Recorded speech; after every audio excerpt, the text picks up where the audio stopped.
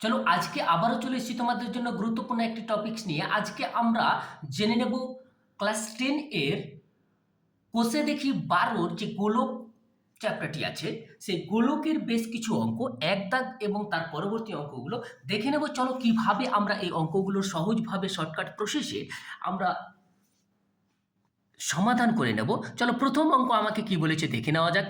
কোষে দেখি 12, দেখো একটি গোলকের ব্যাসার্ধের দৈর্ঘ্য বলে দিয়েছে 10.5 সেমি হলে তার সমগ্রতলের ক্ষেত্রফল হিসাব করে লিখি। তাহলে চলো দেখে নিচ্ছি আমরা কিভাবে এই গোলকটির সমগ্রতলের ক্ষেত্রফল বের করে নিচ্ছি। চলো দেখে নেওয়া যাক।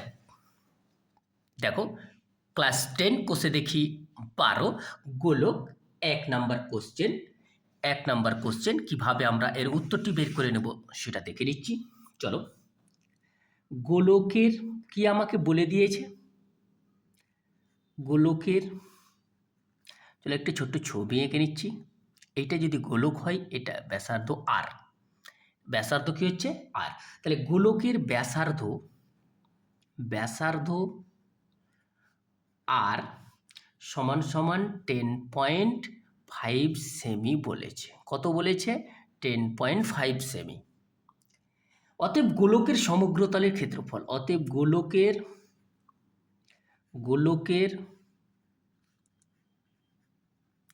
সমগ্র তলের ক্ষেত্রফল সমান সমান সূত্র হচ্ছে 4πr² বর্গ সেমি, এটা হচ্ছে সূত্র। তাহলে চলো মানগুলো বসিয়ে নিচ্ছি আমরা।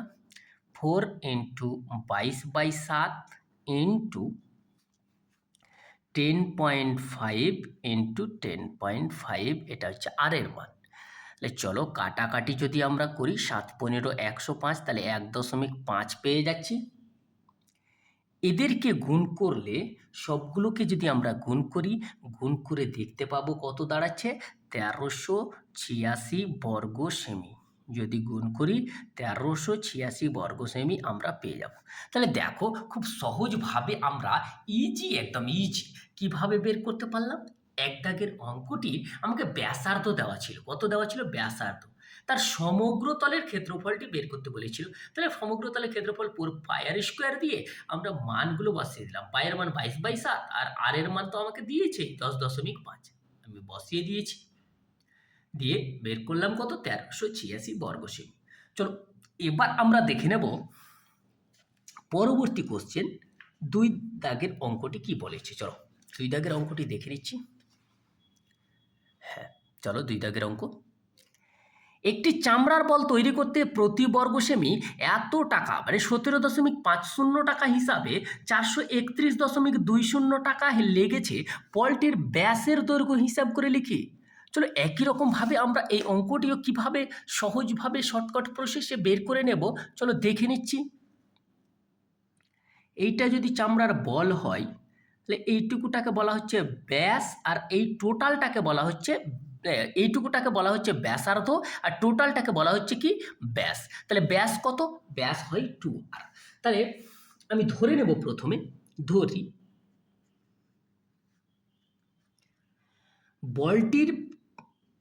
বলটির ব্যাসার্ধ আর সেমি। বলটির ব্যাসার্ধ কত ধরলাম? আর সেমি ধরলাম। তাহলে অতএব বলটির সমগ্র তলের ক্ষেত্রফল সমগ্র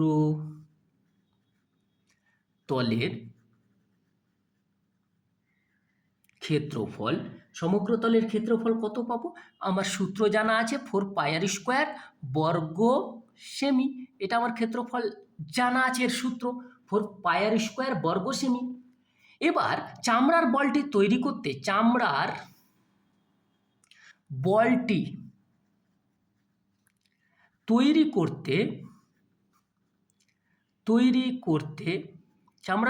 তৈরি করতে মোট খরচ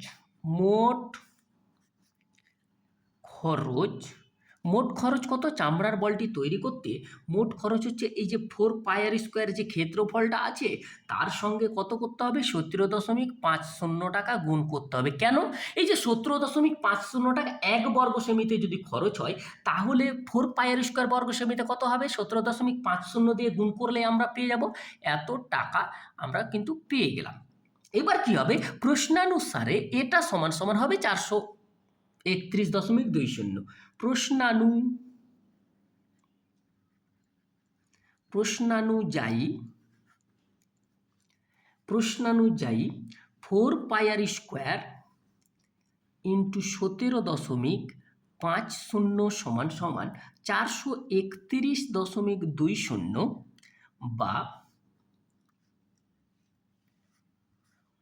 আমি যদি r² বাম দিকে রেখে সবগুলোকে ডান দিকে পাঠিয়ে দিই তাহলে 431.20 বাই 17.50 ইন্টু 1/4π পাবো। এইটা পেয়ে যাচ্ছি। এবার এগুলোকে আমি দশমিক উঠিয়ে নিচ্ছি। কি করব? প্রথমে দশমিক উঠিয়ে নিচ্ছি। দশমিক উঠালে 431.20, নিচে 17.50, এখানে 2 ঘর পর দশমিক, এখানেও সেম একই রকমভাবে এখানে 1/4 ইন্টু পায়ের মান 22/7 হতো, 7টি উল্টে উপরের দিকে পাঠিয়ে দিলাম। এবার আমি এই শূন্যর সঙ্গে এই শূন্য কেটে দিচ্ছি, এই 7-এর সঙ্গে একে কাটছি, 25 হচ্ছে। এবার আমি এই 22-এর সঙ্গে প্রথমে আমি 4 দিয়ে একে কেটে নিচ্ছি। 4 দিয়ে একে যদি কাটি তাহলে 1078 পাবো। আর এই 1078কে 22 দিয়ে যদি আমি কাটি তাহলে পেয়ে যাব 49। কত পেয়ে যাব? 49, 49। তাহলে শেষ পর্যন্ত আমরা কত পেলাম? 49/25। কত পেলাম? 49/25। তাহলে অতএব আর সমান সমান √49/25 সমান সমান পেয়ে যাচ্ছি 7/5। এটা পেয়ে গেলাম। আর সমান সমান 7/5 পেয়ে গেলাম। সমান সমান কত দাঁড়াচ্ছে? 1.4 সেমি। কত দাঁড়াচ্ছে? 1.4 সেমি। এটা পেয়ে গেলাম। কত পেলাম? 1.4 সেমি। তাহলে অতএব বলটির ব্যাস 2r সেমি সমান সমান কত দাঁড়াচ্ছে? 2 ইন্টু 1.4 সমান সমান 2.8 সেমি। কত দাঁড়ালো? 2.8 সেমি। তাহলে আমরা কত পেলাম? 2.8 সেমি। তাহলে 2 নম্বর কোশ্চেনের আমাদের উত্তর কত হলো? বলটির ব্যাস 2.8 সেমি। চলো এবার আমরা দেখে নেব 3 দাগের অঙ্কটি কি বলা হয়েছে আমাকে। 3 দাগের অঙ্কটি আমি দেখে নিচ্ছি কি বলা হয়েছে। চলো, খুব সহজভাবে আমরা 3 দাগের অঙ্কটি করব। চলো, স্কুলে শটপাট খেলার জন্য যে বলটি ব্যবহার করা হয় তার ব্যাসের দৈর্ঘ্য 7 সেমি হলে বলটিতে কত ঘন সেমি লোহা আছে হিসাব করে লিখি। মানে আমাকে আয়তন বের করতে বলা হয়েছে। তাহলে চলো দেখে নিচ্ছি আমরা কিভাবে অঙ্কটি করব। প্রথমে একটি আমি বলের ছবি এঁকে নিলাম। এর ব্যাসার্ধ আর। ব্যাসার্ধ কত? আর। প্রত্যেকটি গোলকের ব্যাসার্ধ কিন্তু হয় কত? আর। তাহলে শটপাট খেলার বলের ব্যাস,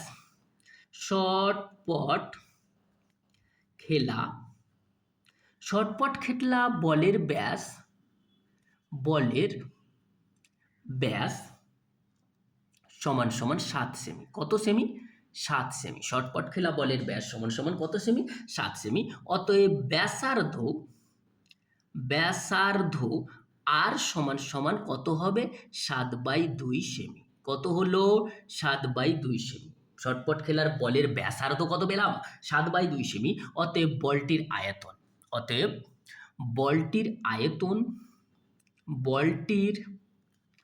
আয়তন কত লোহা আছে চেয়েছে, তাহলে আমাকে আয়তন বের করতে হবে। এর সূত্র হলো 4/3 পাই আর কিউব। কত সূত্র? 4/3 পাই আর কিউব। 4/3 ইন্টু 22/7 ইন্টু আর এর মান হচ্ছে 7/2 ইন্টু 7/2 ইন্টু 7/2। তাহলে দেখো, আমি যদি কাটাকাটি করি তাহলে এখানটায় 2 দিয়ে কাটলে 2, আর এই একটা 2 চলে গেল, আবার এই 2 এর সঙ্গে এই 2 চলে গেল। এইখানে ১ ৭ সঙ্গে একটা ৭ চলে গেল। এই ২ দিয়ে যদি আমি একে কাটি ১১ পেয়ে যাব। কত পেয়ে যাব? ১১। এবার দেখো এদেরকে গুণ করলে আমি শেষ পর্যন্ত সাথে ৪৯ আর ৪৯ কে ১১ দিয়ে গুণ করলে আমরা পেয়ে যাচ্ছি ৫৩৯/৩। কত পাচ্ছি? ৫৩৯/৩ ঘন সেমি। ৫৩৯/৩ ঘন সেমি। তাহলে দেখো এটা যখন আমি পেয়ে গেছি, একে পূর্ণ করলে কত হবে? একে পূর্ণ করলে আমরা পেয়ে যাব ১৭৯ পূর্ণ ২ এর ৩ ঘন সেমি। ১৭৯ পূর্ণ ২ এর ৩ ঘন সেমি। তাহলে উত্তরটি কত হলো? ১৭৯ পূর্ণ ২ এর ৩ ঘন সেমি। আমরা ইজিলি ৩ দাগের অঙ্কটিও করতে পারলাম। চলো এবার আমরা দেখে নেব পরবর্তী অঙ্ক নাম্বার ৪। কত? অঙ্ক নাম্বার ৪ আমরা দেখে নেব। অঙ্ক নাম্বার ৪। চলো ৪ দাগের অঙ্ক কি বলা হয়েছে দেখে নেওয়া যাক।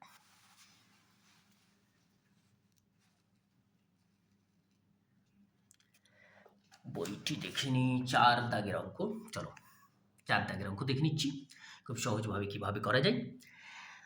২৮ সেমি দৈর্ঘ্যের ব্যাস বিশিষ্ট একটি নিরেট গোলক জলে সম্পূর্ণভাবে নিমজ্জিত করলে যে পরিমাণ জল অপসারিত করবে তা নির্ণয় করি। একদম ইজি। আমাকে আয়তন বের করতে হবে। এই যে নিরেট গোলকের আয়তন বের করলেই আমরা পেয়ে যাব। তাহলে চলো দেখে নিচ্ছি ৪ দাগের অঙ্কটিও সহজভাবে কিভাবে করা যায়। চলো গোলকের ব্যাস আমাকে বলে দেওয়া হয়েছে কত? ২৮ সেমি।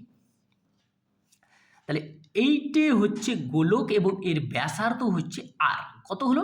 ব্যাসার্ধ হচ্ছে আর। তাহলে গোলকের ব্যাস আমাকে দেওয়া আছে।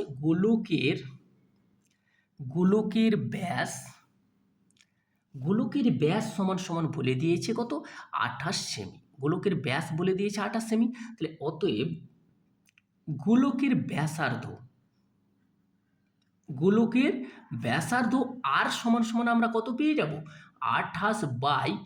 ২৮/২ সমান ১৪ সেমি। কত পেলাম? ১৪ সেমি। গোলকের ব্যাসার্ধ কত পেলাম? ১৪ সেমি। অতএব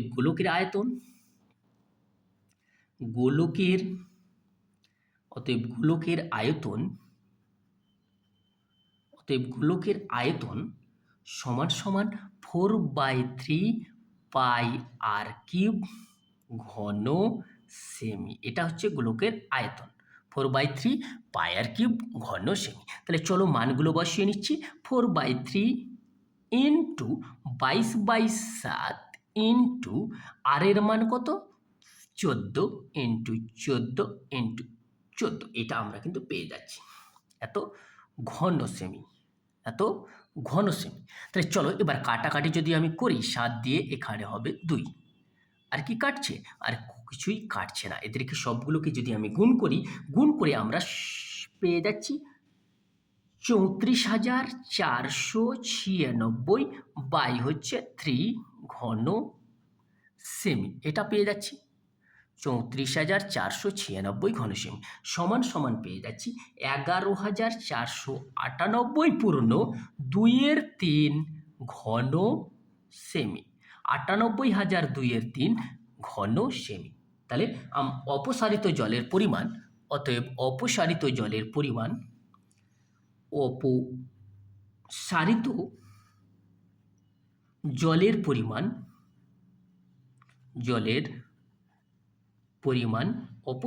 জলের পরিমাণ সমান হচ্ছে ১১,৪৯৮ পূর্ণ ২ এর ৩ ঘন সেমি। তাহলে উত্তরটি কত হলো? ৪ দাগের উত্তরটি হলো ১১,৪৯৮ পূর্ণ ২ এর ৩ ঘন সেমি। তো চলো বন্ধুরা, আজকে এই ভিডিওতে এই পর্যন্তই।